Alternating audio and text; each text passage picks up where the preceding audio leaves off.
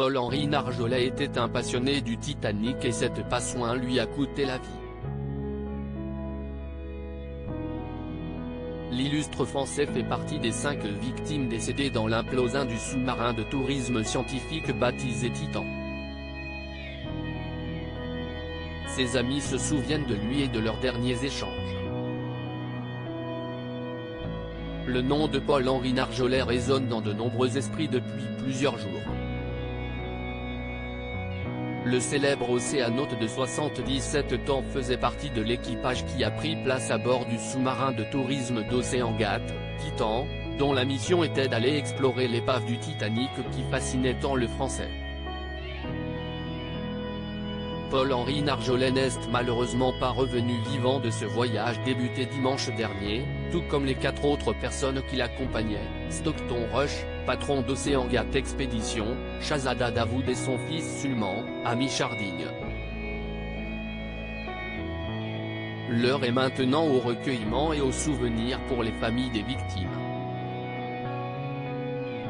Plusieurs amis de Paul-Henri Nargeolet se confient ce samedi 24 juin 2023 dans les colonnes du Parisien. L'un d'eux avait eu de ces nouvelles juste avant qu'il n'embarque dans le sous-marin qui a implosé.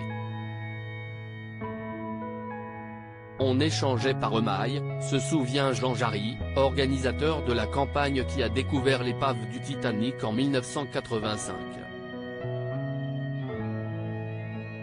Son dernier message disait qu'il était aux États-Unis, en ajoutant « Nous allons plonger demain ».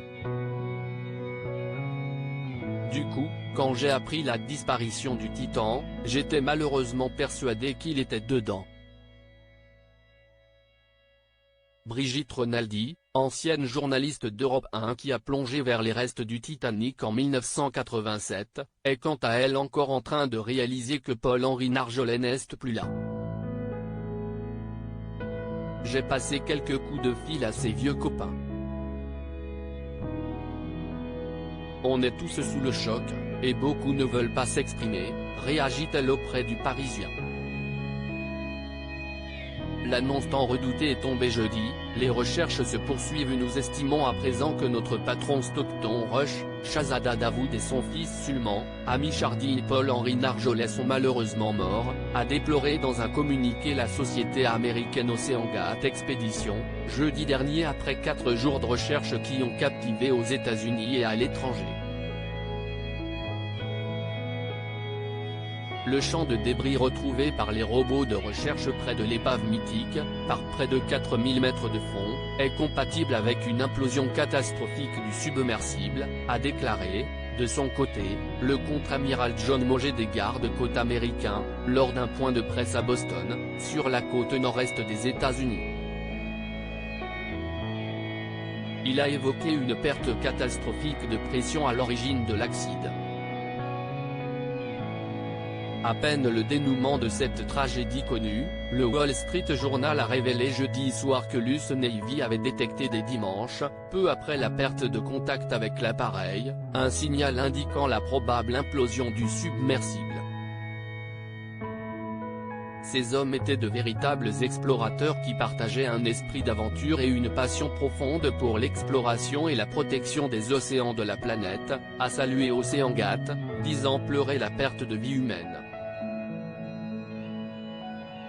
Les gardes-côtes américains, à la tête d'une équipe de recherche internationale, avaient annoncé à la mi-journée sur Twitter qu'un champ de débris avait été localisé par un robot sous-marin téléguidé dans la zone de recherche près du Titanic, le célébrissime paquebot de croisière qui avait sombré il y a 111 ans au large des États-Unis et du Canada. Pour l'heure, les recherches se poursuivent, ce qui n'est pas sans coût, pour tenter de déterminer le plus précisément possible les circonstances de l'implosion du sous-marin Titan. Des millions d'euros engagés qui font grincer de nombreuses dents.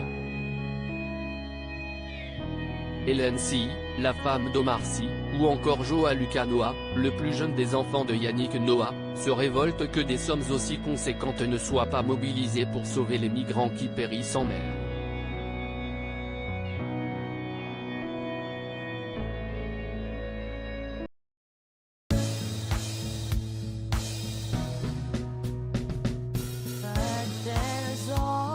dance through the rough times. I think you got